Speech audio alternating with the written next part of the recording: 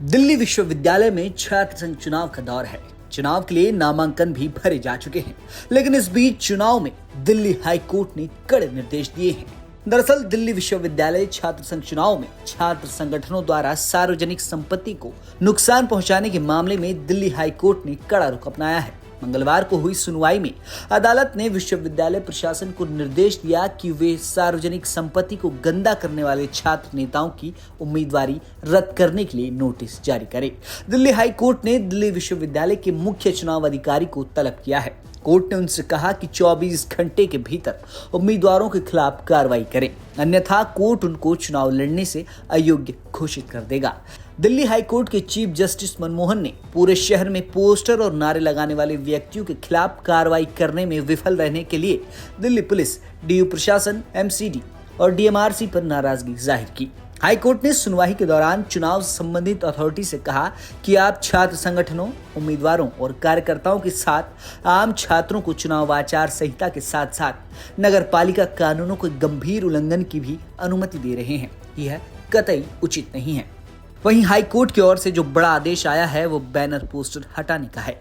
Delhi university में इस सप्ताह होने वाले मतदान से पहले दिल्ली विश्वविद्यालय छात्र संघ चुनाव के लिए मुख्य चुनाव अधिकारी कार्यालय ने एक नोटिस जारी किया है। इसमें सभी उम्मीदवारों को 24 घंटे के भीतर विश्वविद्यालय परिसर से अपने नाम और मतपत्र संख्या वाले बैनर और पोस्टर हटाने का निर्देश दिया है। नोटिस में कहा गया है कि डूसू चुनाव कार्यालय प्रचार के लिए बैनर, पोस्टर और वाहनों के इस्तेमाल पर कड़ी नजर रख रहा है। ये गतिविधियां लिंग 2 समिति की सिफारिशों द्वारा निर्दिष्ट सीमाओं के भीतर ही रहनी चाहिए। आपको यह ईमेल प्राप्त होने के 24 घंटे के भीतर अपना नाम और मतपत्र संख्या प्रदर्शित करने वाले सभी बैनर और मुद्रित पोस्टर हटाने का निर्देश दिया जाता है। ऐसा न करने पर सख्त कार्रवाई की जाएगी। गौरतलब है कि डूसू चुनाव 27 सितंबर को होंगे और नतीजे एक दिन बाद यानी 28 सितंबर को घोषित किए जाएंगे। ईमेल के माध्यम से भेजे गए नोटिस में चेतावनी दी गई है कि निर्धारित समय के भीतर बैनर और पोस्टर न हटाने पर सख्त कार्रवाई की जाएगी। छापे गए पोस्टर और बैनर का प्रदर्शन लिंग 2 समिति और दिल्ली संपत्ति विरूपण निवारण अधिनियम 2007 द्वारा स्थापित मानदंडों का उल्लंघन है। वहीं अधिसूचना में उम्मीदवारों को आचार संहिता, लिंग 2 समिति के दिशा निर्देशों, राष्ट्रीय हरित अधिकरण यानी एनजीटी के आदेशों और दिल्ली संपत्ति विरूपण निवारण अधिनियम 2007 का सख्ती से पालन करने की भी याद दिलाई गई है।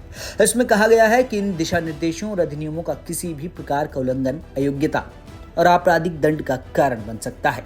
इसके अतिरिक्त अधिसूचना में कहा गया कि उम्मीदवारों को परिसर के भीतर निर्दिष्ट वॉल्स ऑफ डेमोक्रेसी का उपयोग केवल हस्तनिर्मित पोस्टर चिपकाने के लिए करने की अनुमति है।